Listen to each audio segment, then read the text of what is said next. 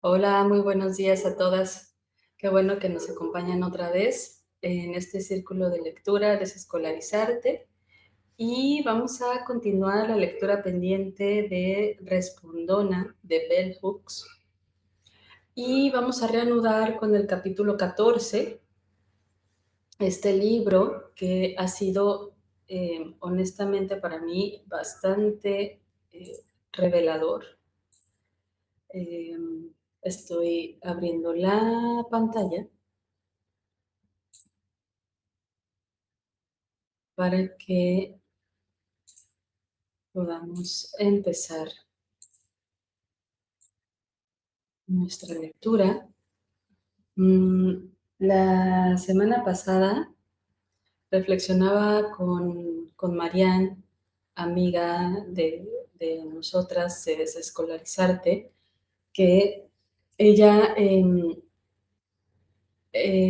reflexionando el libro, llega a un capítulo en el cual requería como acompañamiento, ¿no? Esta cuestión de que todas juntas podamos leer y, y aportemos una reflexión, porque a veces son contenidos muy profundos, quizá con información de la cual a la cual poco hemos tenido acceso. Entonces, algunos conceptos, términos, se nos van dificultando para poder comprender el contexto de lo que nos comparte la autora. Tengo un poco de tos, estaré haciendo algunas pausas para tomar agua. Y bueno, por acá en el capítulo 14 tenemos la pedagogía y el compromiso político. Un comentario. La educación es una cuestión política para los explotados y los oprimidos. La historia de la esclavitud en Estados Unidos demuestra que las personas negras consideraban que la educación, estudiar, saber leer, saber escribir, era una necesidad política. La lucha para resistir la supremacía blanca y los ataques racistas conformaron las actitudes negras hacia la educación. Sin la capacidad de leer y de escribir, de pensar de un modo crítico y analítico, el esclavo liberado seguiría encadenado para siempre, dependiente de la voluntad del opresor. Ningún aspecto de la lucha por la liberación negra en Estados Unidos ha estado tan cargado de fervor revolucionario como el esfuerzo por acceder a la educación de todos los niveles. A pesar de que las comunidades negras han venerado la educación desde la época de la esclavitud y hasta el presente, también la han mirado con desconfianza. La educación representaba un modo de resistencia radical, pero también llevaba a divisiones de casta o de clase entre los educados y los no educados, porque a las personas negras educadas les resultaba más fácil adoptar los valores y actitudes del opresor. La educación facilitaba la asimilación. Si uno no se podía convertir en un opresor blanco, al menos podía hablar y pensar como él o ella. Y en algunos casos, la persona negra, educada, asumía la función de mediador y ayudaba a las personas blancas a entender a las personas negras no educadas. Dada esta historia, muchos padres y madres negros han animado a sus hijos a adquirir una educación al tiempo que nos han advertido de los peligros de la misma. Un peligro muy real, tal y como lo percibían tradicionalmente muchos padres y madres negros, era que la persona negra educada perdiera el contacto con la realidad concreta de la experiencia cotidiana negra. Los libros y las ideas eran importantes, pero no tanto como para que se convirtiera en barreras entre la persona y la participación en la comunidad. Se entendía que la educación tenía el potencial de alienarnos de la comunidad y de la conciencia de nuestras circunstancias colectivas como personas negras. En mi familia se insistía una y otra vez en que estudiar demasiado podía hacer que perdieras la cabeza. Y en la comunidad negra se entendía perder la cabeza como la pérdida de la capacidad de comunicarse de manera efectiva con los demás, la capacidad de afrontar las cuestiones prácticas. Esta ambivalencia en relación con la educación ha hecho difícil que los estudiantes negros se adapten y tengan éxito en el entorno académico.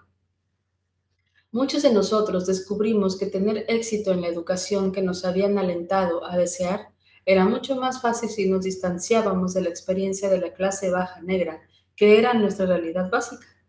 La actitud ambivalente hacia la educación ha ejercido un impacto tremendo sobre mi psique. En la comunidad negra de clase obrera en la que crecí, aprendí a desconfiar de la educación y a desconfiar de los blancos. Durante mis años de educación primaria y secundaria, asistía a escuelas en institutos segregados, donde todos los alumnos éramos negros. En esos centros estudié la realidad de las personas blancas, pero también la realidad de las personas negras. Nuestra historia. En esas escuelas nos enseñaban a estar orgullosos de nosotros mismos como personas negras y a trabajar para mejorar la situación de nuestra raza.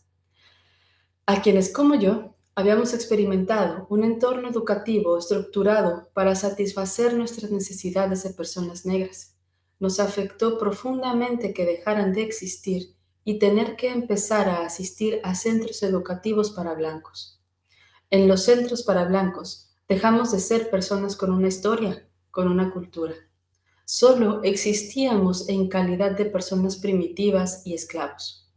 La escuela dejó de ser un lugar donde aprendíamos a usar la educación como medio para resistirnos a la opresión supremacista blanca. No es de extrañar que pasara los últimos años de instituto deprimida en lo que concernía a la educación. Sentía que habíamos sufrido una gran pérdida y que la dirección había cambiado, que los objetivos eran otros. Nuestros maestros ya no hablaban nuestro idioma, ya no entendían nuestra cultura. Nuestros maestros eran unos desconocidos. Y por si eso fuera poco, dependíamos de su evaluación y de su aprobación.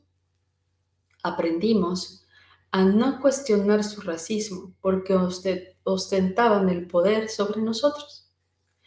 Aunque en casa nos advertían que no debíamos desafiar abiertamente a los blancos, también nos instaban a no aprender a pensar como ellos. Envuelta en esta atmósfera de ambivalencia hacia la educación, yo, a quien habían calificado de inteligente, no sabía si quería ir a la universidad o no. El instituto era un lastre opresor. Por otro lado, el destino de las mujeres negras inteligentes ya estaba decidido. Seríamos maestras de escuela. No encajé en la facultad privada a la que asistí el primer año de universidad, en la que la mayoría de las alumnas eran fundamentalmente mujeres blancas. Estaba decidida a mantener mi conexión con la realidad de la cultura negra del sur y me mantuve alejada de las prácticas sociales de las mujeres blancas con las que vivía y estudiaba. A su vez, ellas me percibían como hostil y ajena. Yo, que siempre había sido miembro de alguna comunidad, era ahora una solitaria. Una de mis profesoras blancas me sugirió que la alienación que experimentaba era consecuencia de que la facultad a la que asistía no suponía un reto intelectual suficiente para mí y que tendría que ir a Stanford, donde había estudiado ella. Los años de licenciatura en Stanford fueron complicados, además de sentirme completamente diferente de las personas blancas que eran mis iguales y mis profesores. Conocí a personas negras que eran distintas, que no pensaban como yo acerca de la cultura negra o de la vida negra, que en algunos aspectos me resultaban tan ajenas como las personas blancas. En algunos aspectos me resultaban, en mi ciudad natal, había conocido a gente negra de distintas clases sociales, pero aún así experimentábamos prácticamente la misma realidad. Compartíamos visiones del mundo similares. En Stanford, la situación era distinta. Estaba en un entorno en el que los orígenes y los valores de las personas negras eran radicalmente distintos a los míos. Para superar mi sensación de aislamiento, me relacionaba con trabajadoras, con mujeres negras que trabajaban como criadas, como secretarias. Con ellas me sentía en casa. Durante las vacaciones me quedaba en sus casas. Sin embargo, Estar con ellas no era lo mismo que estar en casa. Allí era una invitada respetada, alguien a quien admirar, porque estaba estudiando en la universidad. Pasé los años de licenciatura en Stanford, luchando por encontrar sentido y significado en la educación. Era imperativo que tuviera éxito. No podía decepcionar a mi familia y a mi raza. Así que me licencié en literatura inglesa. Había elegido literatura inglesa por el mismo motivo que cientos de alumnos de todas las razas eligen literatura inglesa, porque me gusta leer. Sin embargo, no había entendido del todo que estudiar literatura en departamentos de lengua inglesa significaría estudiar la obra de varones blancos. Para mí, como para otros alumnos no blancos, resultaba descorazonador constatar hasta qué punto la educación universitaria no era el espacio de apertura y de desafío intelectual que anhelábamos. Detestábamos el racismo, el sexismo y la dominación. Empecé a tener serias dudas acerca del futuro. ¿Por qué me esforzaba en convertirme en académica si en ese entorno no veía a nadie que se opusiera a la dominación? Ni siquiera los escasísimos profesores comprometidos y que se esforzaban en que sus asignaturas fueran interesantes, en crear una atmósfera de aprendizaje, reconocían casi nunca los aspectos destructivos y opresivos de la estructura autoritaria dentro y fuera del aula. Aunque asistiéramos a clases de profesores con ideología feminista o marxista, el modo en el que se presentaban en el aula jamás se alejaba de la norma.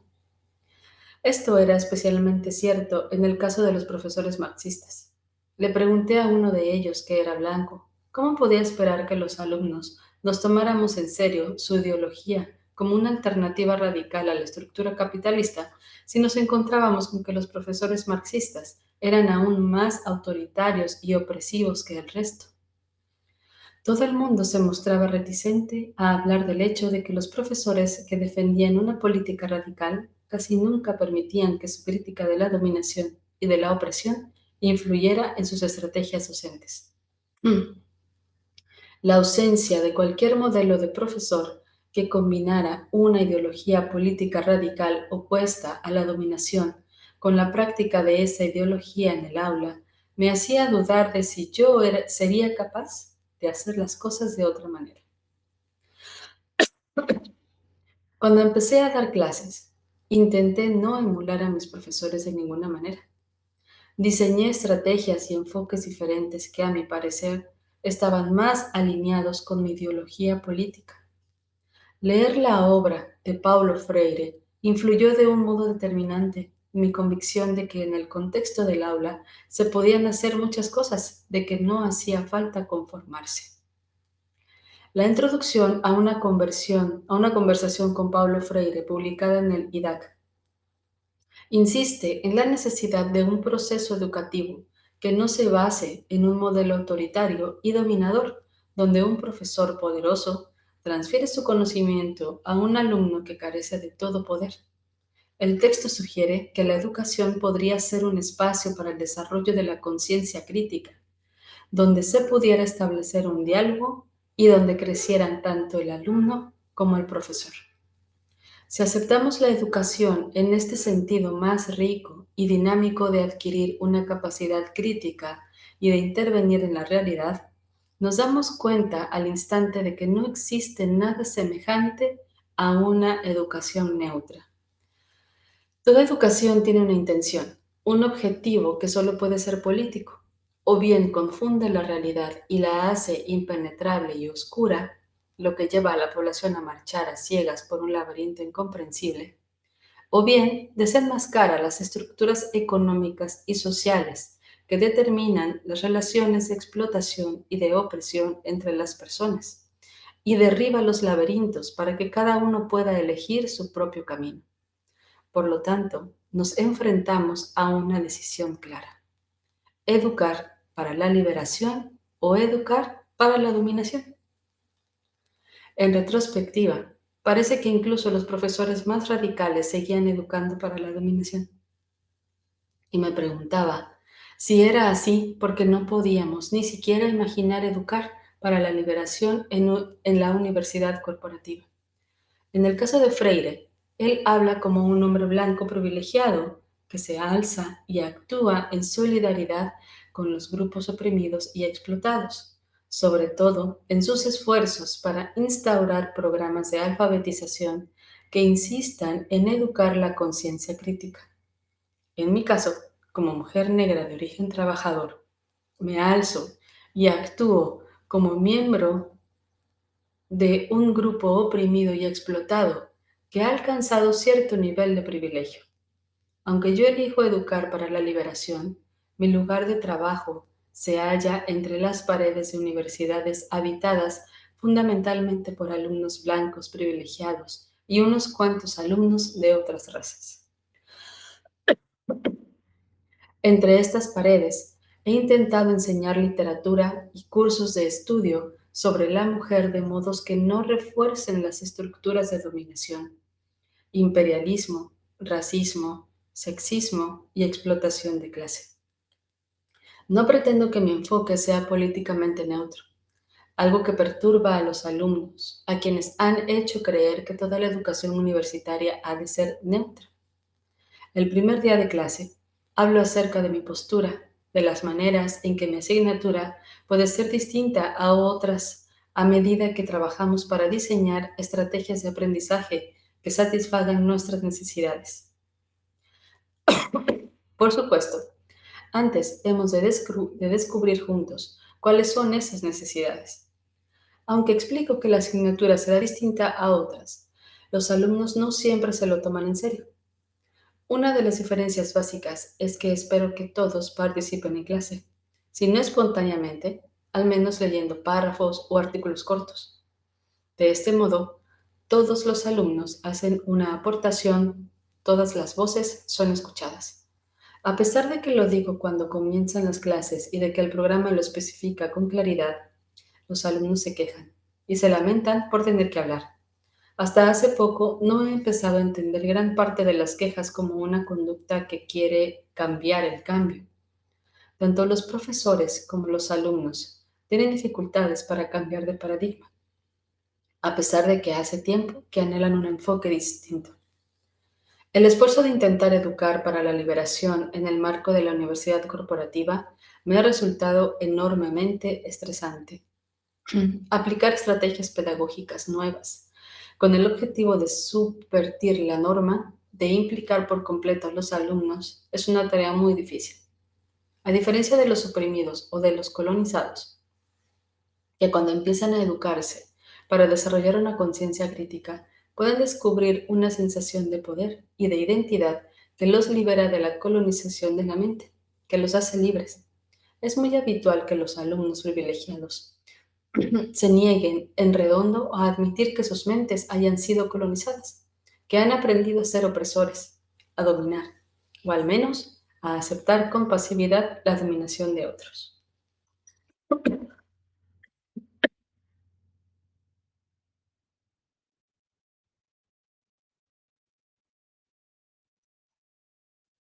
El curso pasado, un alumno negro de clase media urbana, se enfrentó a mí en el aula y me preguntó qué era lo que esperaba de ellos. Su tono de voz cuestionaba que tuviera derecho a esperar nada en absoluto. De verdad, quería saber qué esperaba de ellos. Le dije a él y al resto de la clase que la experiencia de aprendizaje más importante que podía suceder en el aula era que los alumnos aprendieran a pensar de un modo crítico y analítico, no solo acerca de los libros de lectura obligatoria, sino acerca del mundo en el que viven.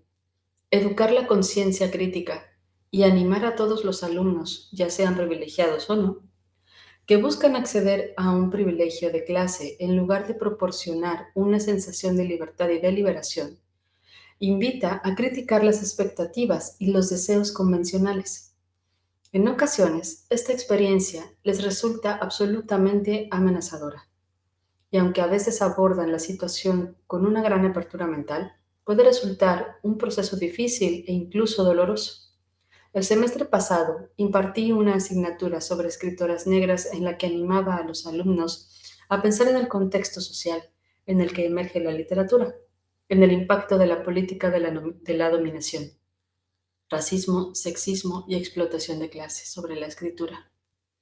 Me dijeron abierta y honestamente que leer la literatura en el contexto del debate en el aula les resultaba doloroso. Se quejaban de que todo cambiaba para ellos, de que veían el mundo de otra manera y de que en ese mundo veían cosas que les hacían daño.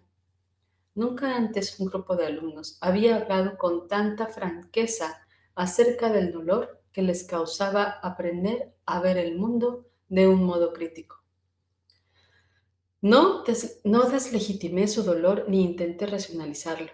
Al principio no supe muy bien qué responder y me limité a pedir que reflexionáramos juntos sobre ello. Luego hablamos de que sus comentarios implicaban que experimentar dolor es malo, una indicación de que algo va mal. Hablamos de cambiar nuestra percepción del dolor, de cómo la sociedad percibe el dolor y la valoramos, y valoramos la posibilidad de que el dolor pudiera ser una señal constructiva de crecimiento. Compartí con ellos la sensación de que no debíamos considerar la experiencia como algo estático y de que desde otro punto de vista el conocimiento y las nuevas perspectivas que desarrollarán podrían introducir a una mayor claridad y a una mayor sensación de bienestar. Es posible educar para la liberación en el entorno universitario, pero eso no conlleva que los alumnos disfruten de la clase, ni tampoco que me vean a mí necesariamente de un modo positivo como docente. Uno de los aspectos de la pedagogía radical que más me ha costado asumir es aprender a tolerar que los alumnos no tengan una imagen positiva acerca de mí. El hecho de ofrecer una experiencia de aprendizaje desafiante y quizá incluso amenazadora, no significa que sea entretenimiento ni una experiencia necesariamente divertida, aunque en realidad puede serlo. Como una de las funciones principales de este tipo de pedagogía es preparar a los alumnos para vivir y actuar de forma más plena en el mundo, suele ser en ese contexto, fuera del aula, donde sienten y experimentan en mayor medida el valor de lo que han compartido y aprendido. Para mí, esto significa que la mayoría de los comentarios positivos que recibo como docente llegan cuando los alumnos ya han acabado la asignatura, no mientras la están cursando. Hace poco, durante una conversación con un grupo de alumnos y profesores de la Universidad de Duke, nos centramos en el tema de la exposición y de la vulnerabilidad.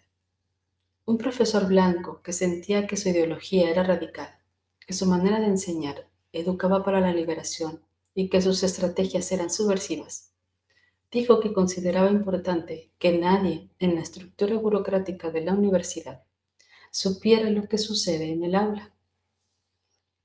El miedo a quedar expuestos puede llevar a que profesores con visiones radicales eliminen ideas y sigan las normas establecidas. Hasta que empecé a dar clases en Yale, nadie fuera del aula había prestado demasiada atención a lo que sucedía en el interior de la misma. En Yale, los alumnos hablaban mucho fuera de clase acerca de lo que sucedía dentro de ella. Me resultó muy difícil porque me sentía expuesta y examinada constantemente. Ciertamente, recibía muchos comentarios críticos por parte de mis alumnos como de otros profesores o de alumnos que habían oído hablar de mis clases. Esta respuesta me obligó a reconocer que practicar una pedagogía abiertamente política y en concreto si cuestiona radicalmente el statu quo, nos exige asumir que entender la educación como la práctica de la libertad supone adoptar una postura política que puede tener consecuencias serias. A pesar de los comentarios negativos y de la presión, el aspecto más satisfactorio de esta manera de enseñar es la influencia que ejerce sobre la madurez y el crecimiento intelectual y espiritual de los alumnos. Cuando hablo con alumnos que desean intentar aprender de una manera nueva, pero tienen miedo, intento tranquilizarlos, explicándoles que participar en distintos tipos de experiencias de aprendizaje no tiene por qué amenazar su seguridad en otras asignaturas.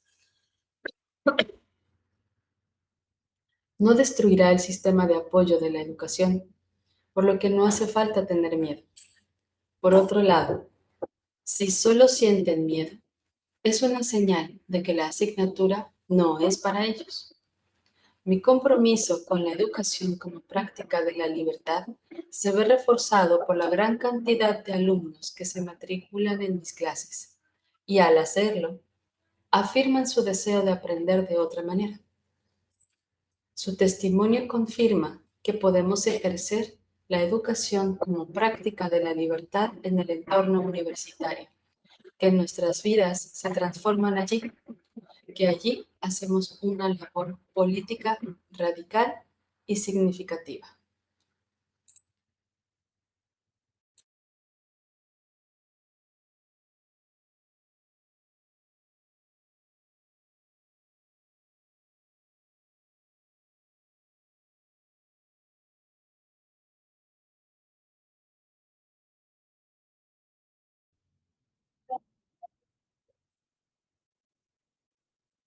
Bueno, voy a continuar la lectura en el capítulo 15.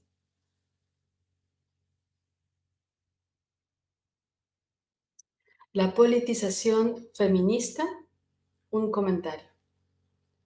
Siempre que escucho las palabras "lo personal es político", parte de mi identidad como oyente se cierra en banda. Sí, entiendo las palabras.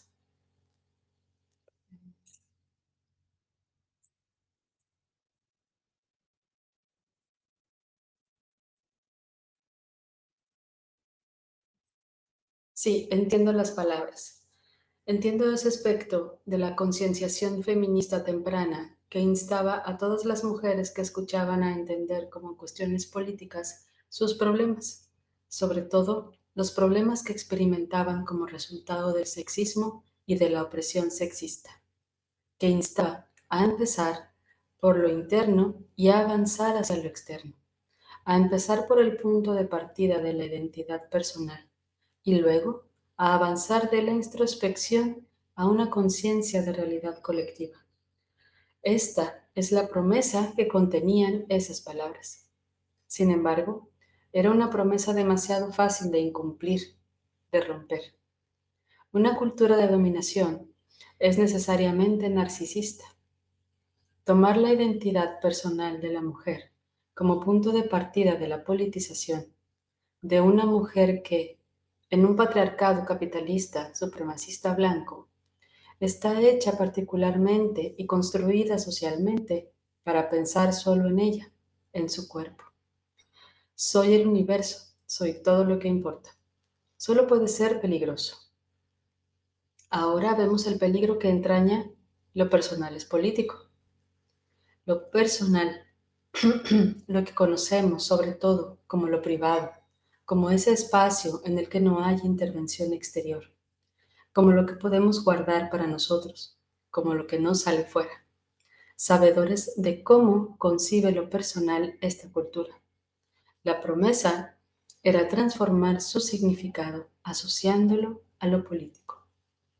Una palabra que incluso los niños de escuela relacionan con el gobierno, con un mundo de asuntos ajenos al cuerpo, con lo privado, con la identidad.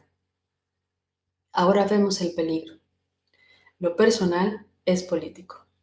No hay conexión entre la identidad personal y la realidad material más amplia. No se dice qué es lo político. En esta frase, lo que más me resuena es la palabra personal, no la palabra político. Entonces, cada mujer individual, insegura de qué es lo político, cree que conoce a la persona, lo personal. Ya no es necesario buscar el significado de lo político. Es más fácil quedarse en lo personal. Es más fácil convertir lo personal en sinónimo de lo político. Entonces, el yo ya no es lo que uno mueve para avanzar o para conectar.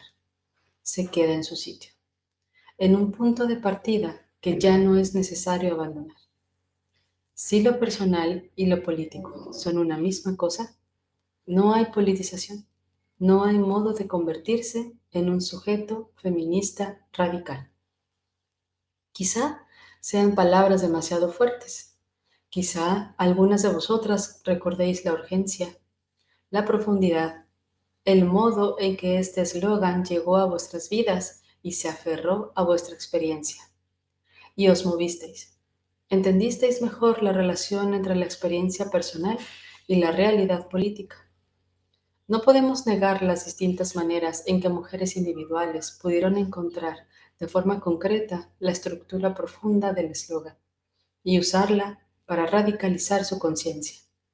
Sin embargo, es crucial que nombremos el peligro y expliquemos cómo transformó la política feminista en una política identitaria si queremos construir un espacio social, un frente radical en el que la politización de la conciencia, de la identidad, se pueda hacer realidad en la vida cotidiana. Este eslogan fue tan potente porque insistía en la primacía de lo personal, no desde una postura narcisista, sino nombrando al yo como un espacio para la politización, algo que en esta sociedad supuso un desafío muy radical a los conceptos de yo y de identidad. Sin embargo, no siempre se transmitió el desafío que subyacía al eslogan. A pesar de que afirmar que lo personal es político, subraya la preocupación feminista por la identidad. No insistía en la relación entre la politización y la transformación de la conciencia. Interpelaba de forma más inmediata a la preocupación de las mujeres acerca del yo y de la identidad.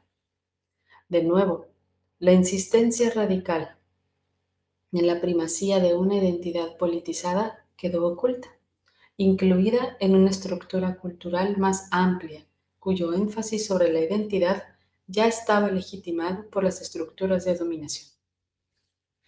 La preocupación obsesiva y narcisista con la búsqueda de la identidad ya era una preocupación central popular que desviaba la atención de la política radical.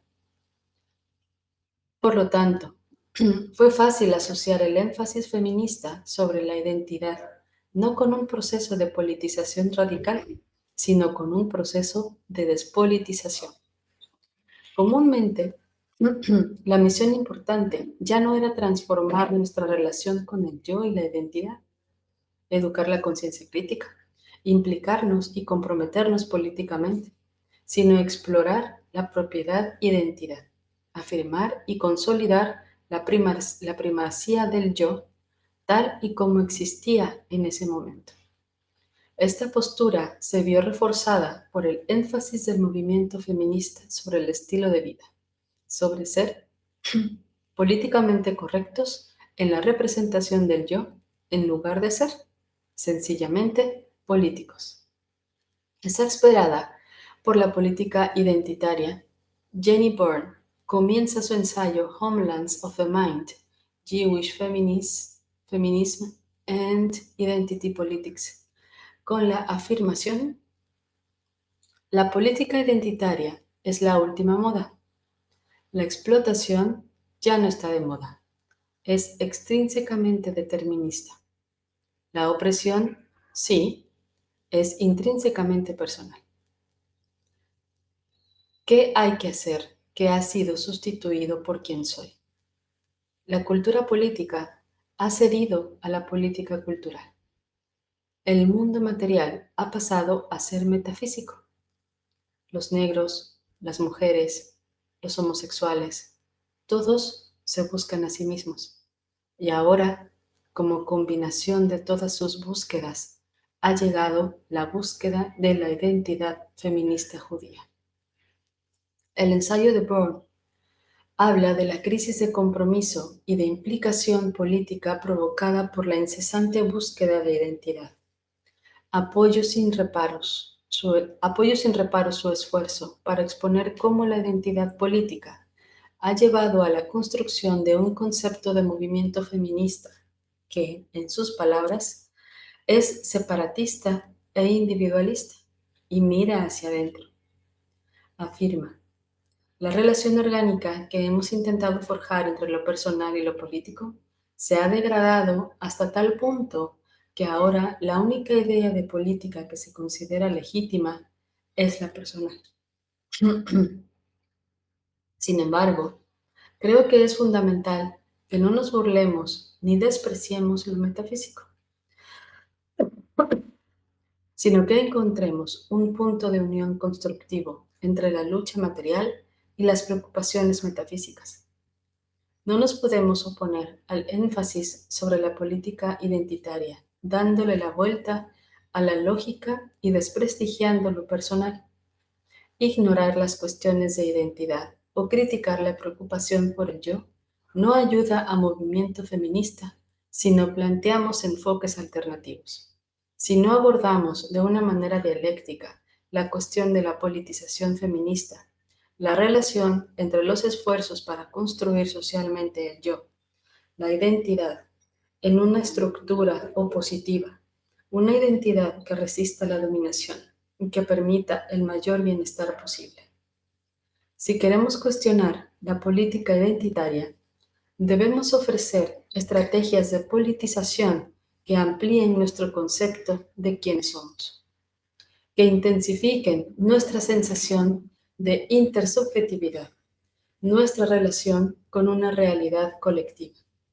Lo lograremos si volvemos a insistir en cómo podemos usar la historia, la ciencia política, el psicoanálisis y diversas formas de conocimiento para conformar nuestras ideas sobre el yo y la identidad. La politización del yo puede comenzar con una exploración de lo personal, donde lo primero que revolucionemos sea cómo pensamos acerca del yo.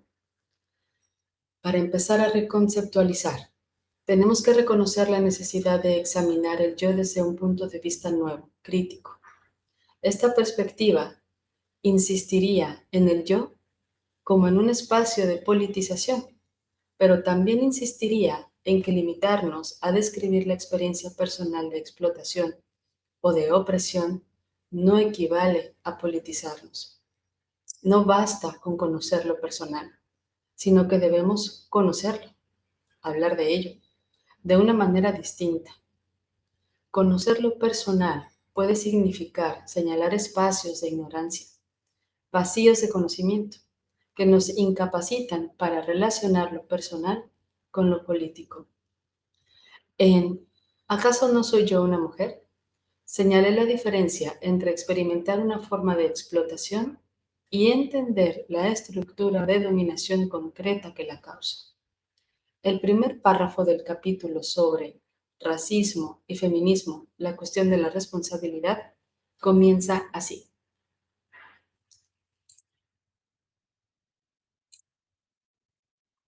En Estados Unidos se socializa a las mujeres de todas las razas para que contemplen el racismo exclusivamente en el contexto del odio racial.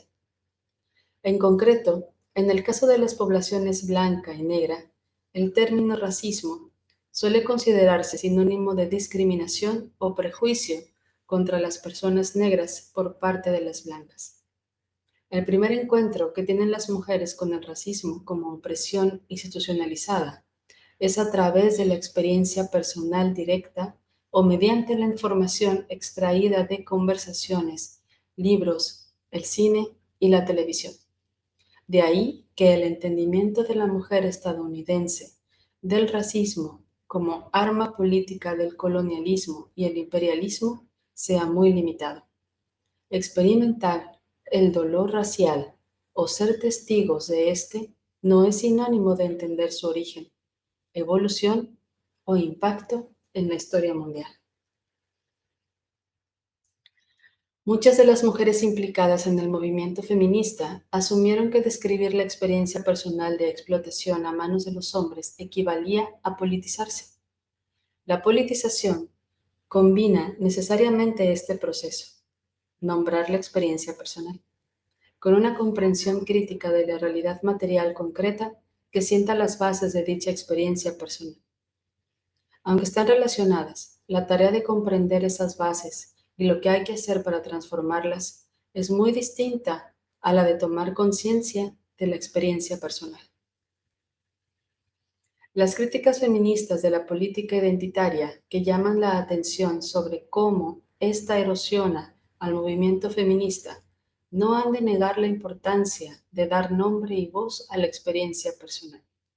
Lo que debemos hacer es insistir continuamente en que esa no es más que una parte del proceso de politización, una parte que se ha de asociar a la educación de la conciencia crítica que nos muestre las estructuras de dominación y el funcionamiento de las mismas. Entender este segundo elemento es lo que nos permite imaginar las posibilidades nuevas y estrategias para el cambio y la transformación. En la medida en que seamos capaces de vincular la conciencia personal radical con la lucha colectiva para cambiar y transformar el yo y la sociedad, determinará el destino de la revolución feminista.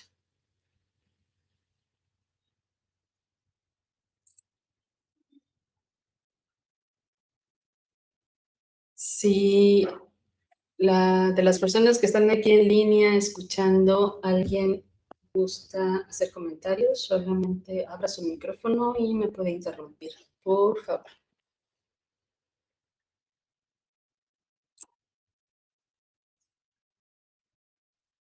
El énfasis sobre el yo por parte del movimiento feminista no ha sido exclusivo de las mujeres blancas privilegiadas. Las mujeres de color, muchas de las cuales teníamos dificultades para articular y nombrar nuestra experiencia por primera vez, también empezábamos a centrar la atención en la identidad de modos estáticos y no productivos.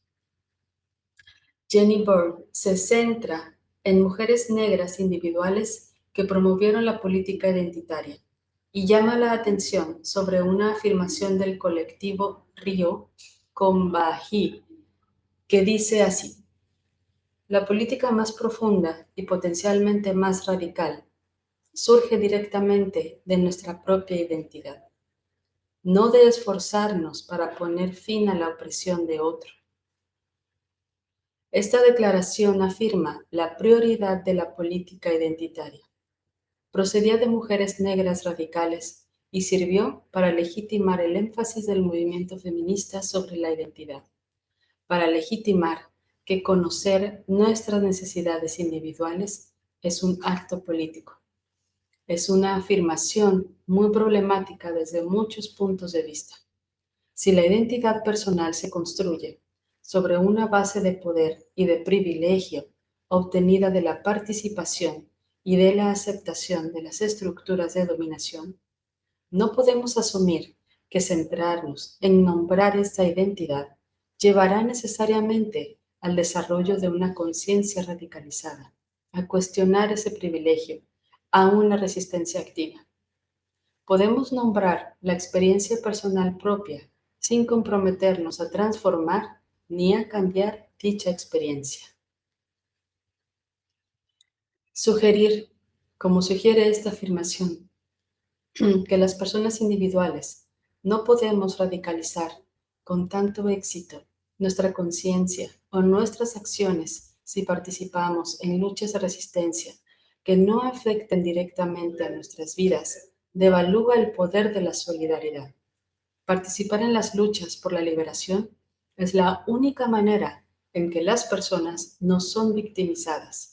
Pueden demostrar que no son victimizadas, pueden demostrar su lealtad y su alianza con los explotados y oprimidos, su compromiso político y su determinación a resistirse y a romper con las estructuras de dominación que les otorgan privilegios personales. Esto es cierto también para las personas que pertenecen a grupos oprimidos y explotados. Podemos radicalizar nuestra conciencia emprendiendo acciones para erradicar formas de dominación que no se corresponden directamente con nuestra identidad y nuestra experiencia.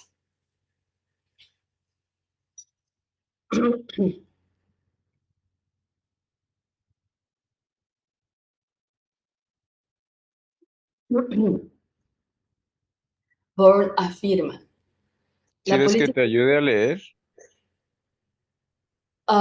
Si gustas, sí, muchas Bien, gracias. sí, sí, justo te ayudo.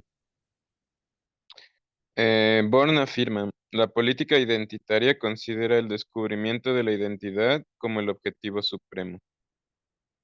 Las feministas afirman incluso que descubrir la identidad es un acto de resistencia. El error consiste en considerar la identidad como un fin en lugar de como un medio.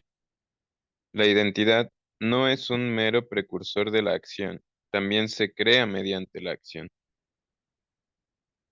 Efectivamente, para muchos pueblos explotados y oprimidos, la lucha para crear una identidad, para nombrar la realidad personal, es un acto de resistencia porque el proceso de dominación, ya sea la colonización imperialista, el racismo o la opresión sexista, nos ha arrebatado la identidad y ha devaluado nuestro lenguaje, nuestra cultura y nuestro aspecto físico.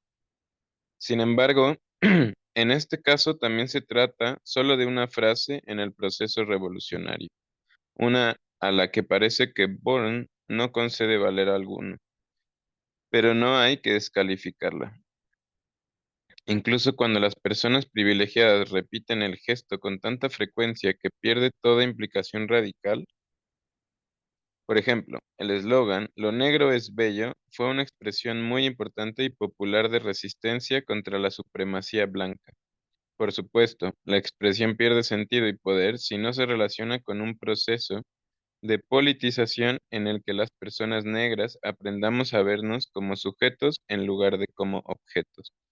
Un proceso en el que, como expresión de ser sujetos, actuemos para transformar el mundo en el que vivimos, de modo que el color de piel deje de significar que nos degradarán o nos explotarán. Sería un gran error sugerir que la politización del yo no forma parte del proceso por el que nos preparamos para actuar con más efectividad en defensa del cambio social radical. Ay, voy a releer eso solo para mí. Sería un gran error sugerir que la politización del yo no forma parte del proceso por el que nos preparamos para actuar con más efectividad en defensa del cambio social radical. Solo cuando se convierte en un proceso narcisista o cuando, en palabras de Bourne, sugiere con ingenuidad que las cuestiones materiales y estructurales de raza, clase y poder se resuelven en primer lugar en términos de conciencia personal, erosiona la lucha por la liberación.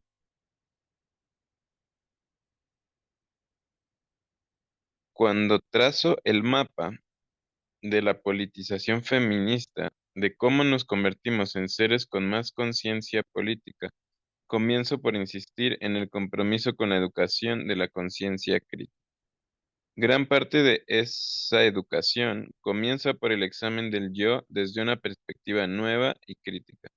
Para ello, podemos usar la confesión y el recuerdo de un modo constructivo e iluminar con ellos las experiencias pasadas, sobre todo cuando teorizamos a partir de ellas. Usar la confesión y el recuerdo para nombrar la realidad permite a mujeres y hombres hablar acerca de la experiencia personal, como parte de un proceso de politización que ubica la conversación en un contexto dialéctico.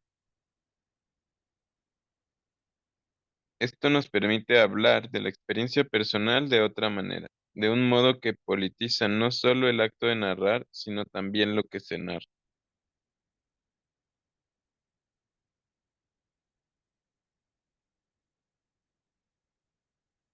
Mm, ok. Teorizar la experiencia, a medida que explicamos nuestra narrativa personal, nos ofrece una visión más aguda y enfocada del objetivo al que aspiramos con nuestra narración.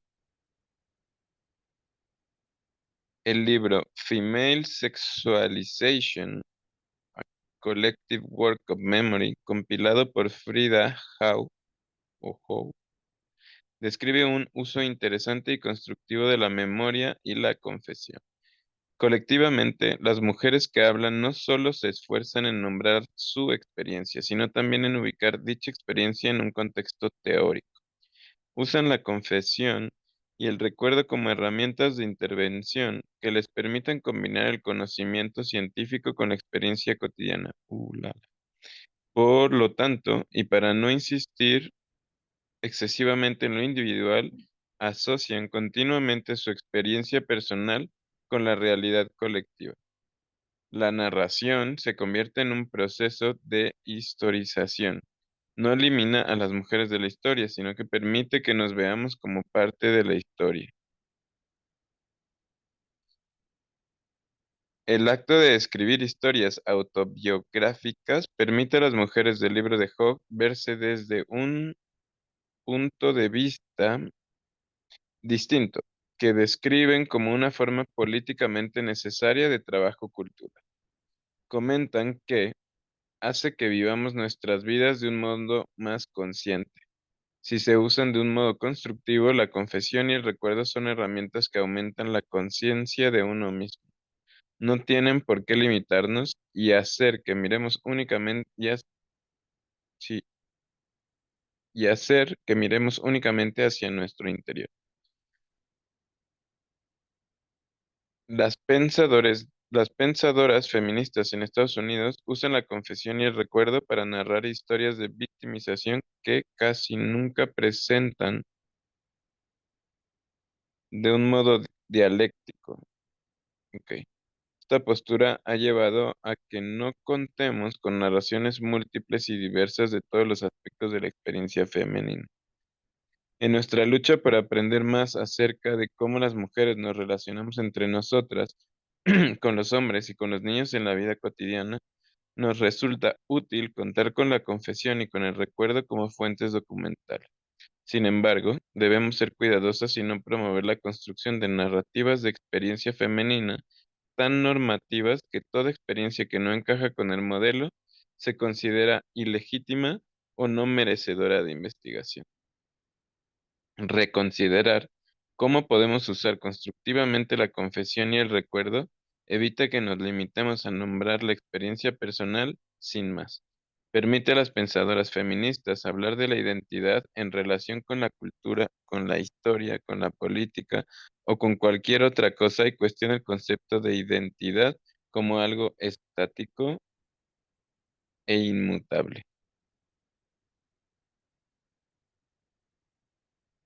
Si queremos explorar la identidad en relación con las estrategias de politización, las pensadoras feministas tenemos que estar dispuestas a ver la identidad femenina desde una nueva perspectiva, a examinar crítica y analíticamente desde distintos puntos de vista cómo se nos asignan las características de género. En los primeros momentos de la concienciación feminista, la confesión era veces la manera de compartir traumas negativos, por ejemplo, la experiencia de la violencia masculina. Sin embargo, aún hay áreas inexploradas de la experiencia femenina que debemos estudiar profundamente para ampliar nuestra comprensión de lo que significa ser mujer en esta sociedad. Imaginemos un grupo de mujeres negras tratando de educar nuestra conciencia crítica, explorando nuestra relación con la política radical y política de izquierda. Es posible que, así, entendiéramos mejor la reticencia colectiva a comprometernos con la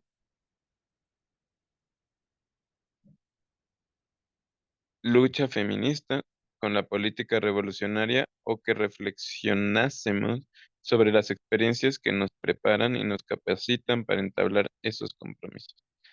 Queda mucho trabajo emocionante por hacer en lo que concierne al uso de la confesión y del recuerdo como método para teorizar la experiencia y para ahondar en nuestra conciencia como parte del proceso de politización radical. Con frecuencia experimentamos placer y alegría cuando compartimos historias personales, proximidad e intimidad. Eso explica que lo personal haya ocupado un lugar tan importante en el discurso feminista.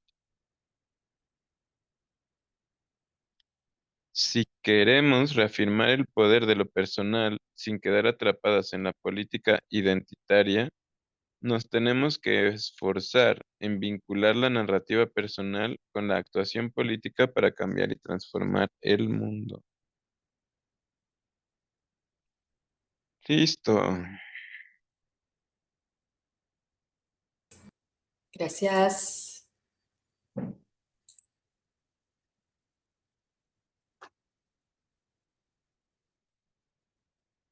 ¿Alguna reflexión hasta aquí? ¿Algún comentario? ¿No?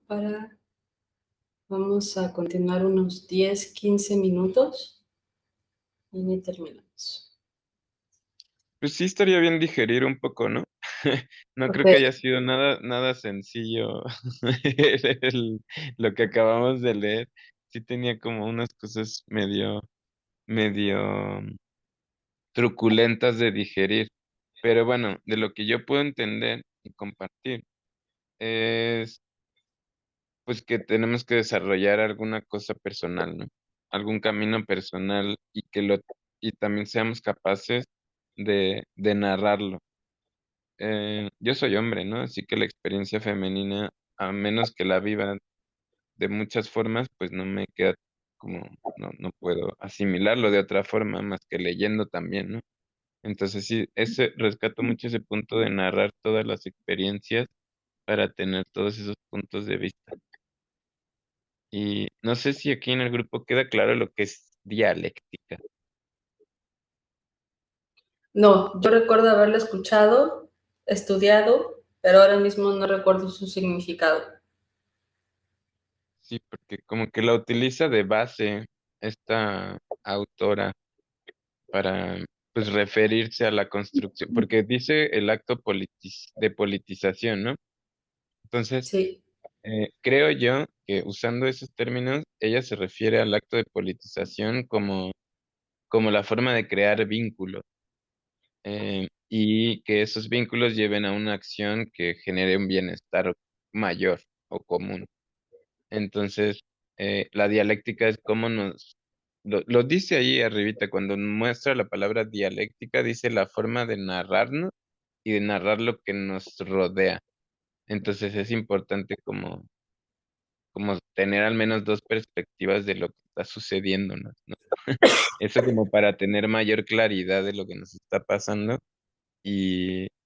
creo que como mujeres, pues para que puedan como observar todo lo que les cruza, ¿no? Hablándose como de las violencias eh, en las que son ustedes más, ¿cómo se dice esto? Como no, sujetos, más su- sujetos, de sí. vivirlas. Ajá, Eh, sí, exacto. Dialéctica, técnica de discusión y debate que intenta descubrir la verdad mediante la confrontación de argumentos contrarios entre sí. Es un proceso y no una cosa, y es además un proceso en el que no tienen ningún asidero las separaciones cartesianas entre la mente y la materia, entre el pensamiento y la acción, entre la conciencia y la materialidad, entre la teoría y la práctica. Muy interesante. No, bueno, pues así hay que ahondar un poco más en eso, ¿no? Porque es como la construcción de la verdad, bien, con argumentos que se descalifiquen unos a otros. Sí, sí. Sí, este capítulo la verdad que me gustó mucho. Sí fue igual profundo. El anterior estuvo más pesadito. Am, pero como leí el anterior, este está un poquito más ligerito de, bueno, sí, ¿no? Narremos, por supuesto.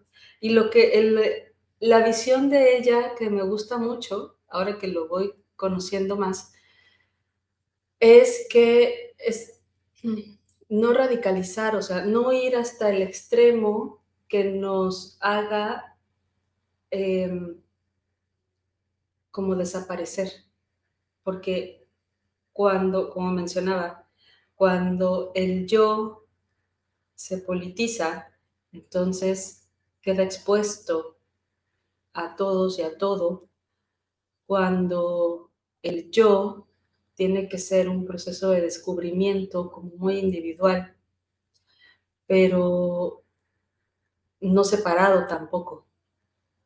Mm, y no expresa de ninguna manera ir en contra de lo masculino, sino más bien de que juntos se puede resignificar algo, pero a partir de una conciencia feminista, que es lo que ella está exponiendo aquí en el libro. Eh, como con estas bases, ¿no? Como que poco a poco va como mencionando su propuesta de feminismo y estas prácticas este, narrativas de dialéctica, pues sí, hoy sabemos que tienen muchísimo poder para dar significado a nuestras vidas. Y me gusta ahí como también menciona, ¿no? Cómo se guarda y cómo se empieza a compartir a las nuevas generaciones, pero además con un cuidado muy responsable, que siga fomentando el cuidado y la introspección. Está muy, muy interesante. Gracias por leer. Gracias por leer. Sí, sí. Sí, porque también me ayuda, ¿no? Es así como no solamente estar leyendo, sino también el diálogo ayuda. Pues sí, eso sin duda. ¿Qué? ¿Quieres que siga leyendo? Como gustes, Bueno, ¿va? a ver. Es superar la supremacía blanca. Un comentario. Mm, La población negra de Estados Unidos comparte con la población negra de Sudáfrica y con la población de color de todo el mundo tanto el dolor de la opresión y de la explotación supremacista blanca como el dolor que surge de la resistencia y de la lucha. Uf, ya ahí entrándole, sí, le sufren dos veces. El primer dolor nos hiere, el segundo dolor nos ayuda a sanar las heridas. Me preocupa que la población negra de Estados Unidos no se haya alzado en masa para declarar su solidaridad con las hermanas y los hermanos negros de Sudáfrica. Quizá algún día pronto, quizá en el cumpleaños de Martin Luther King, salgamos todos a la calle a la misma hora, estemos donde estemos, para alzarnos durante un momento y nombrar y afirmar la importancia de la liberación negra. Mientras escribo, intento recordar cuando la palabra racismo dejó de ser el término que, para mí, expresaba mejor la explotación de las personas negras y de otras personas de color en esta sociedad, y cuando empecé a entender que el término de supremacía blanca resultaba más útil. Ciertamente, era un término que resultaba necesario a la hora de confrontar las actitudes liberales de las mujeres blancas activas en el movimiento feminista y que no eran como sus antepasadas racistas, mujeres blancas en los inicios del movimiento en defensa de los derechos de la mujer, que ni muertas hubieran querido ser vistas en compañía de mujeres negras. De hecho, ahora solicitaban y deseaban la presencia de mujeres negras. Sin embargo, cuando estábamos presentes, lo que veíamos era que deseaban ejercer sobre nuestro cuerpo y sobre nuestro pensamiento el mismo control que ejercieron sus antepasadas racistas, y que esa necesidad de ejercer su control sobre nosotras demostraba hasta qué punto habían interiorizado los valores y las actitudes de la supremacía blanca. Es posible que fueran estos contactos o el contacto en la universidad con colegas blancos que desean intensamente tener una persona negra en su departamento. Siempre, eso sí, que esa persona piense y actúe como ellos, comparta sus valores y sus creencias y no sea distinta a ellos en ninguna. Lo primero que me llevó a usar el término supremacía blanca para referirme a la ideología que determina en mayor medida cómo las personas blancas de esta sociedad, independientemente de si sus inclinaciones políticas van hacia la derecha o hacia la izquierda, perciben y se relacionan con las personas negras y con otras personas de color, lo que con mucha frecuencia oculta la omnipresencia de la supremacía blanca en esta sociedad, ya sea como ideología o como conducta. Es el muy pequeño, si bien extraordinariamente visible, movimiento que se aleja de la perpetuación de la discriminación, explotación y opresión flagrantes de la población negra. Si los blancos liberales no entienden cómo pueden encarnar las creencias y los valores supremacistas blancos, incluso cuando ellos mismos rechazan el racismo como prejuicio o dominación, sobre todo cuando se trata de una dominación que implica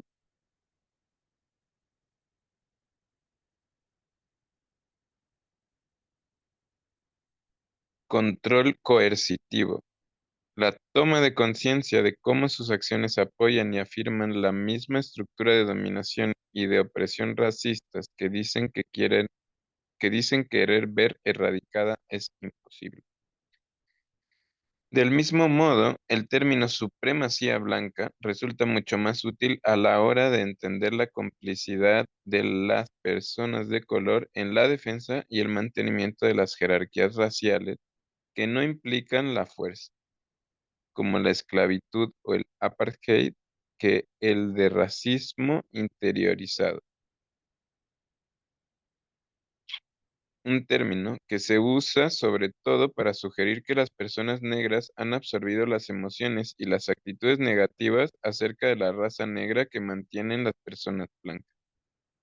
El término supremacía blanca nos permite reconocer no solo que se socializa a las personas negras para que encarnen los valores y las actitudes de la supremacía blanca, sino que podemos ejercer el control supremacista blanco sobre otras personas negras. Y esto es importante porque a defensa del término tío Tom, que lleva asociado el reconocimiento de la complicidad y el racismo interiorizado, necesitamos una terminología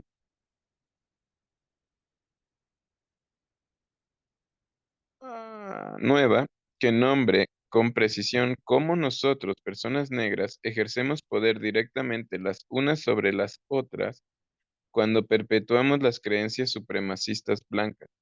En una entrevista reciente, la escritora Toni Morrison habló acerca del cambio de perspectiva en relación con la identidad negra y dijo, ahora la gente elige su identidad.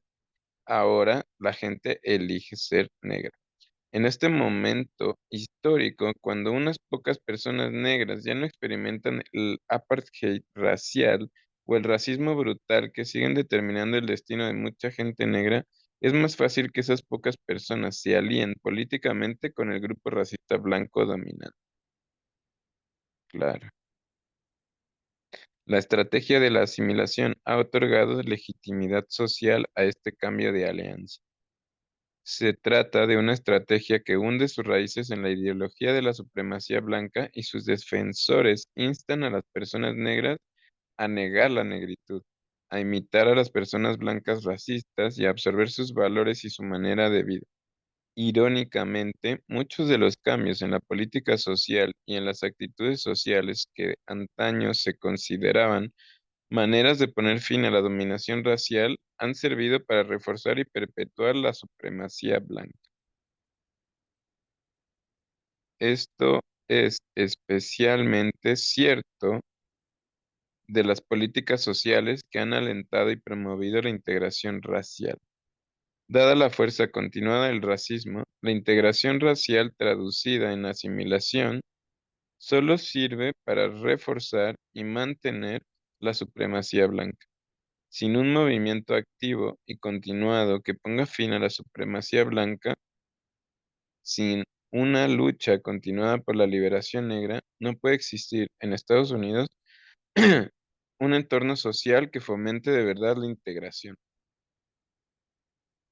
Cuando las personas negras entramos en contextos sociales que no han cambiado, que no se han alterado, que no han sido desprovistos en absoluto de la estructura de la supremacía blanca, nos presionan para que nos asimilemos y nos recompensan por asimilar.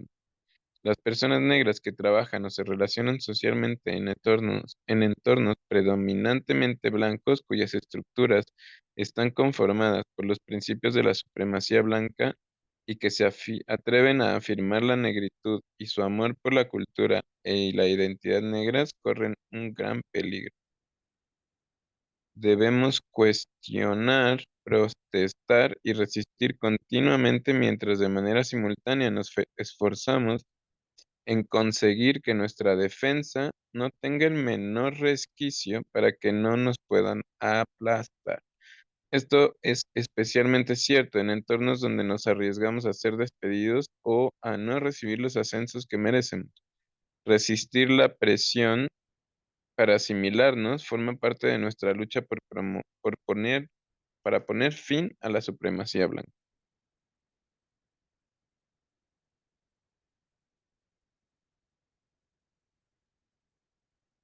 Siempre que doy charlas por todo Estados Unidos acerca de cuestiones feministas en relación con la raza y el género, mi uso del término supremacía blanca suscita una reacción, normalmente crítica u hostil en el público.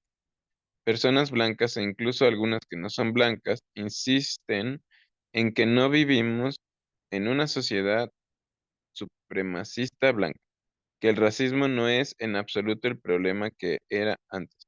Me aterra oír a personas afirmar con vehemencia que el problema del racismo se ha solucionado, que ha habido un cambio. Si bien es cierto que la naturaleza de la opresión y de la explotación racistas han cambiado desde el fin de la esclavitud y desde el cambio legal de la estructura de apartheid de Jim Crow, la supremacía blanca sigue modelando las perspectivas de la realidad y conformando el estatus social de las personas negras y de todas las personas de color. Y no hay lugar donde esto sea más evidente que en el entorno universitario. Con frecuencia son las personas liberales en estos entornos las que se muestran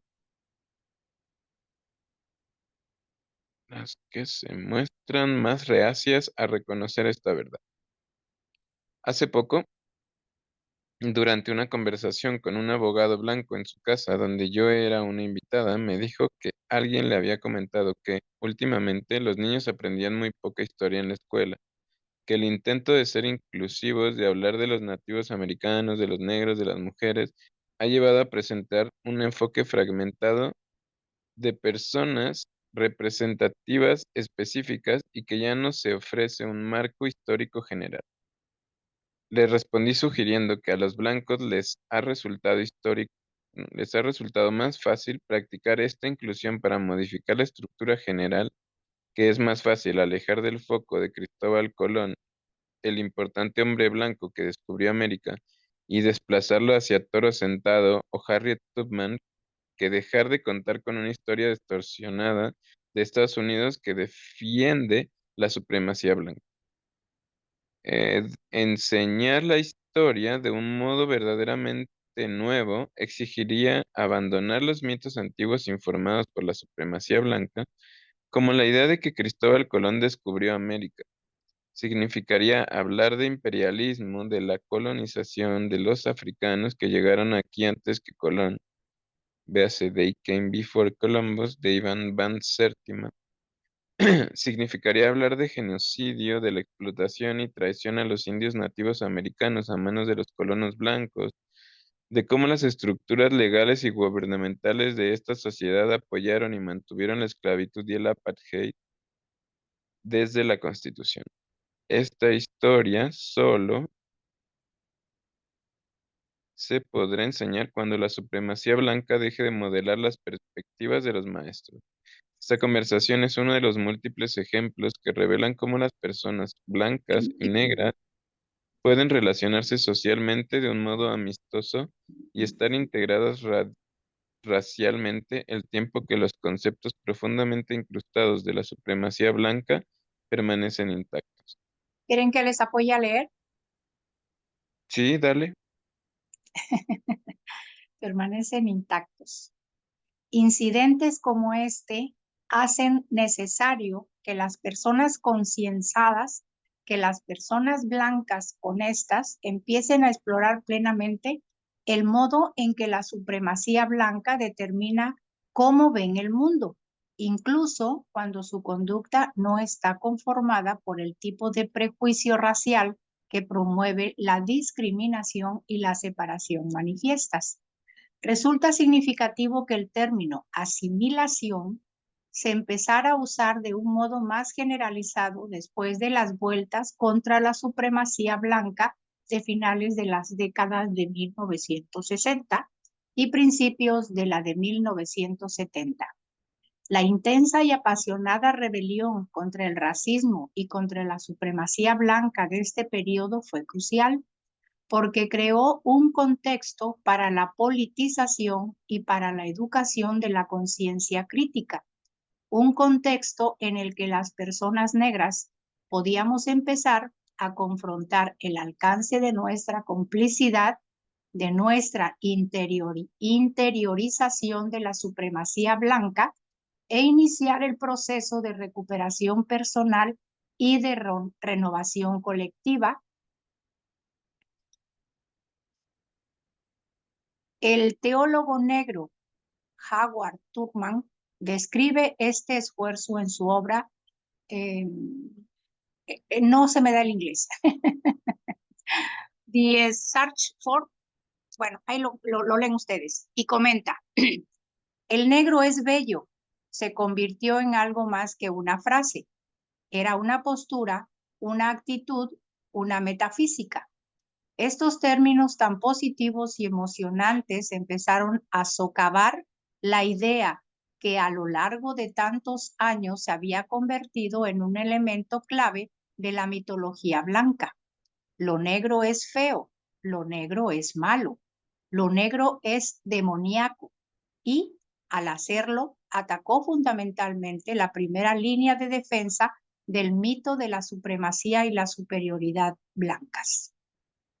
Claramente, la asimilación como política social que refuerza la supremacía blanca fue un importante contraataque estratégico que permitió desviar la llamada a la transformación radical de la conciencia negra. De repente, se redefinieron los términos del éxito, es decir, encontrar trabajo y adquirir los medios materiales necesarios para mantenerse a uno mismo y a la propia familia. Ya no bastaba con que las personas negras accedieran a las instituciones de educación superior y adquirieran las habilidades necesarias para competir de forma efectiva por empleos que antes ocupaban exclusivamente personas blancas. Ahora se exigía que los negros se convirtieran en blancos honorarios, que se asimilaran si querían tener éxito. La economía fue la fuerza que otorgó a la política social de la asimilación el poder necesario para influir en la lucha de la liberación negra y cambiar su dirección. Las dificultades económicas dieron lugar a un clima en el que la militancia, es decir, la resistencia abierta a la supremacía blanca y al racismo, que incluía presentarse de un modo que sugiriera el orgullo de ser negro, ya no se consideraba una estrategia de supervivencia viable. Los peinados naturales, los atuendos africanos, etc., se descartaron como signos de militancia, porque se podían convertir en obstáculos para avanzar. Entre los radicales blancos jóvenes se dio un movimiento reaccionario y regresivo similar, y muchos de los que habían participado con ferocidad en la política de izquierdas empezaron de repente a intentar reincorporarse a la corriente principal liberal y conservadora. En este caso,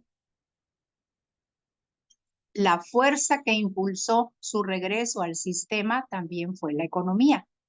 A un nivel muy básico, los cambios en este coste de la vivienda, el gran apartamento que no alquilaba en 1965 por $100 al mes, costaba 400 en 1975. Asustaron a jóvenes de todas las razas con educación universitaria que creían estar comprometidos con la transformación de la sociedad, pero que descubrieron que eran incapaces de enfrentarse a la posibilidad de vivir sin capacidad de decidir sin los medios de escapar. Descubrieron que temían vivir en la pobreza.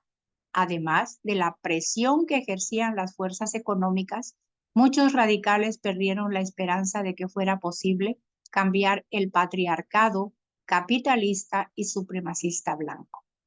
Trágicamente, muchos blancos radicales que habían sido aliados en la lucha por la liberación negra empezaron a cuestionar la importancia de la lucha por poner fin al racismo y seguir que la lucha había terminado a medida que avanzaba hacia sus nuevas posturas liberales. La juventud blanca radical que había participado en la lucha por los derechos civiles, que había protestado contra la guerra en Vietnam y que incluso había denunciado el imperialismo estadounidense, no podía recuperar su vínculo con los sistemas de dominación imperantes sin antes crear una capa nueva de conciencia falsa. La afirmación de que el racismo ya no imperaba, de que la raza ya no era problema importante. Del mismo modo, la crítica al capitalismo, sobre todo la que instaba a las personas a intentar vivir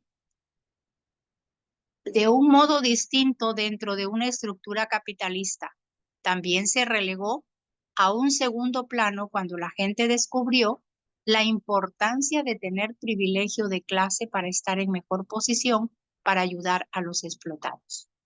No es de extrañar que los radicales negros recibieran estas traiciones con desesperanza e impotencia. ¿Qué había logrado en realidad la lucha contemporánea para resistirse al racismo? ¿Qué significaba ese periodo de cuestionamiento de la supremacía blanca, de lo negro es bello? Si unos años después debíamos presenciar cómo corporaciones blancas producían en masa y con éxito productos capilares para estirar el cabello negro. ¿Qué significaba presentar el ataque a nuestra cultura por parte de fuerzas capitalistas que insistían en la producción en todos los frentes de una imagen, de un producto cultural capaz de transicionar, es decir, que interpelara directamente a las preocupaciones y a la imaginación popular?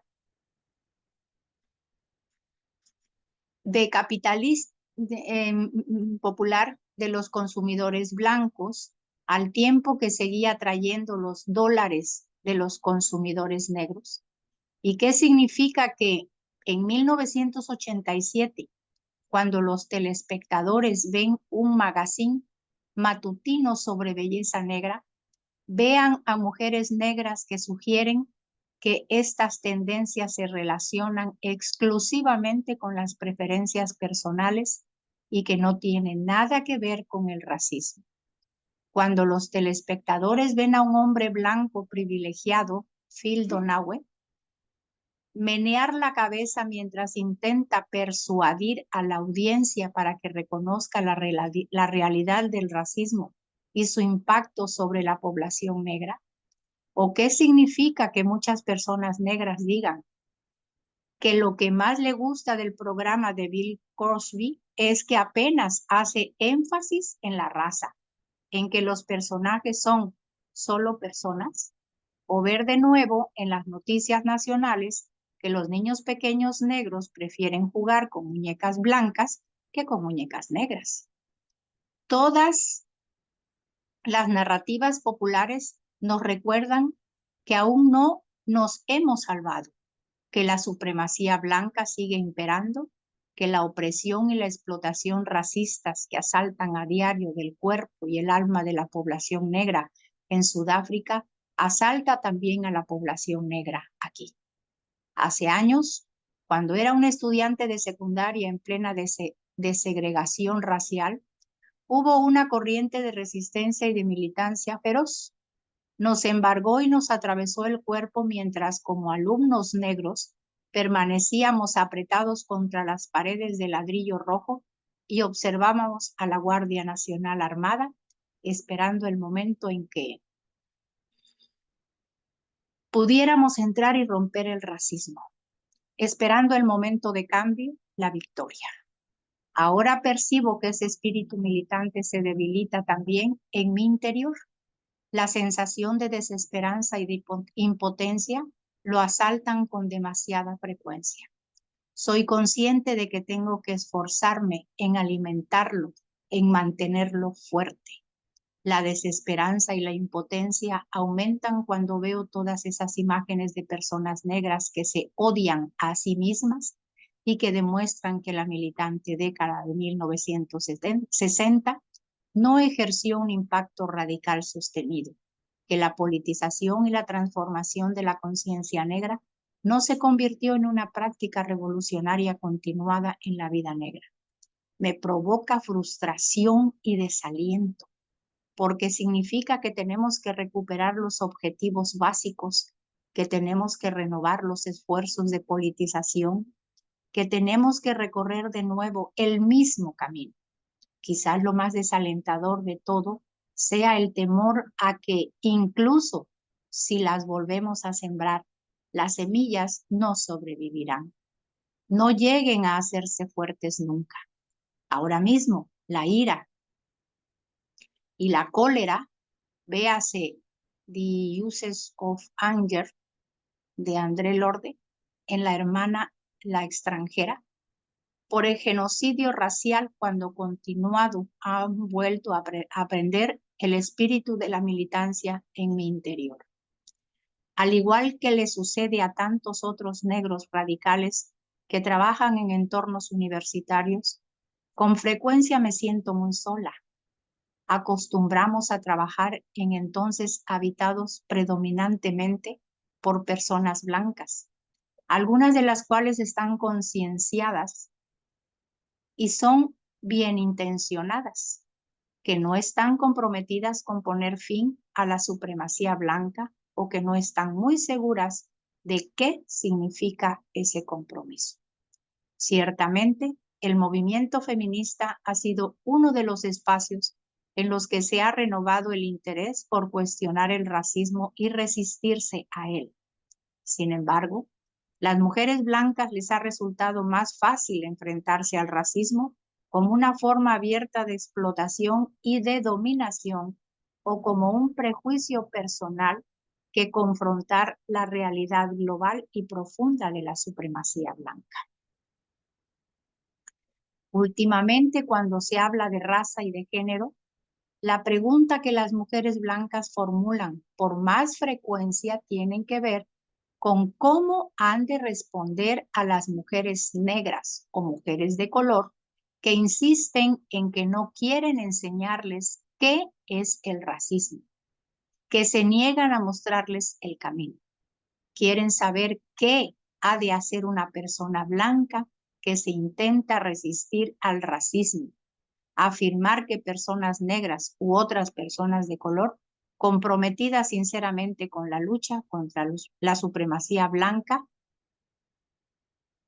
no quieren ayudar o enseñar a personas blancas es muy problemático. Frederick Douglass desafió a la población negra en el siglo XIX y planteó la idea clave de que el poder no concede nada sin exigencias, que los oprimidos racialmente exijamos a los blancos, a los negros, a todos, que erradiquen la supremacía blanca, que exijamos a todos los que se benefician materialmente del ejercicio del poder supremacista blanco, ya sea de forma activa o pasiva, que renuncien voluntariamente a ese privilegio en respuesta a esa demanda y que luego nos neguemos a mostrarles el camino es echar piedras sobre nuestro propio tejado. Debemos mostrar el camino. Debe haber una paradigma, un modelo práctico de cambio social que incluya la explicación de maneras de transformar la conciencia asociadas a los esfuerzos para transformar las estructuras. Básicamente, tenemos la responsabilidad colectiva como personas negras y personas de color radicales y como personas blancas de construir modelos de cambio social. Rehuir esa responsabilidad Sugerir que el cambio es algo que la persona puede hacer a título individual, sola o aislada, junto a otras personas blancas racistas, es profundamente engañoso. Sí, como persona negra, le digo a una persona blanca comprometida con la lucha para poner fin a la supremacía blanca que me niego a afirmarlo o a ayudarla en su esfuerzo, debilito mi propio compromiso con la causa.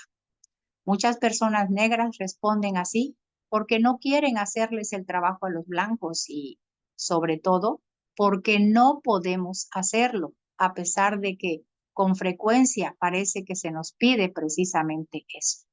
Sin embargo, que rechacemos hacerles el trabajo no significa que no podamos mostrarles, que no les mostremos el camino mediante nuestra conducta, mediante la información que compartimos. Las personas blancas que quieren continuar la relación dominación-subordinación, tan endémica en la explotación, racista, insistiendo en que les sirvamos, en que seamos nosotros quienes nos ocupemos del trabajo de cuestionar y de modificar su conciencia.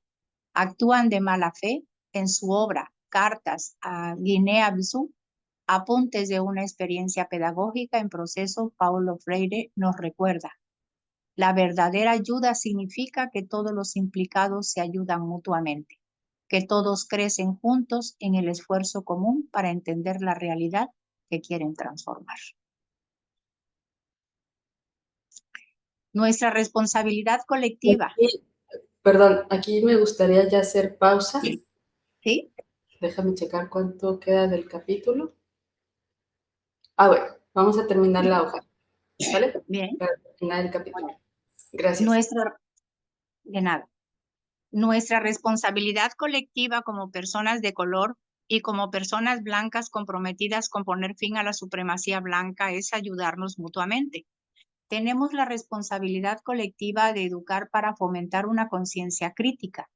Si me comprometo políticamente con la lucha por la liberación negra, con la lucha para poner fin a la supremacía blanca, no me comprometo a trabajar únicamente para y con personas negras, sino que debo participar en la lucha de todos los camaradas dispuestos para reforzar nuestra conciencia y nuestra resistencia. Véase Malcolm X, autobiografía de Malcolm X, etc. Malcolm X es un modelo importante para los que deseamos transformar nuestra conciencia porque mantuvo una introspección crítica constante y cambió tanto sus palabras como sus acciones. Cuando pienso en la respuesta de las personas negras a las personas blancas, recuerdo un ejemplo memorable en el que Malcolm X lamentaba un incidente con una estudiante de secundaria blanca que le preguntó qué podía hacer para ayudar y él le respondió: nada. Luego se dio cuenta de que hubiera podido hacer mucho. Todos y cada uno de nosotros debemos comprometernos con la tarea de educarnos para entender la naturaleza de la supremacía blanca desde una conciencia crítica. Las personas negras no nacemos con una comprensión innata del racismo y de la supremacía blanca. Véase John Hodge y Central Bases of Racism, etc. En los últimos años, y sobre todo entre mujeres activas en el movimiento feminista, gran parte del esfuerzo para confrontar el racismo se ha centrado en el prejuicio individual y, aunque es importante que trabajemos individualmente para transformar nuestra conciencia y oponernos al racismo, es crucial que recordemos que la lucha para poner fin a la supremacía blanca es una lucha para cambiar un sistema, una estructura. En su libro, Hodge insiste en que el problema del racismo no es el prejuicio, sino la dominación. Para que nuestro esfuerzo para poner fin a la supremacía blanca sea efectivo de verdad, la lucha individual para cambiar la conciencia se ha de conectar de un modo fundamental al esfuerzo colectivo para transformar las estructuras que refuerzan y perpetúan la supremacía blanca.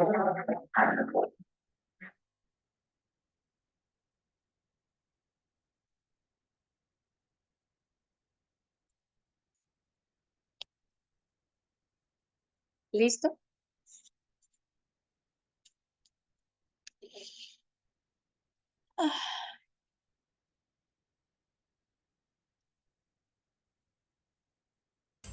Ya regresé, muchas gracias. Estuvo muy bonita la lectura, con toda tu intensidad. ¿Verdad que sí? Sí, Sí, sí, sí, eso me han dicho. sentía. Sí, Sí, así sí, es. sí. Sí, Es de alguna forma sentir lo que estás leyendo, ¿no? Llevar a tu cerebro y a tu ser todo lo que pues estás repitiendo, ¿no?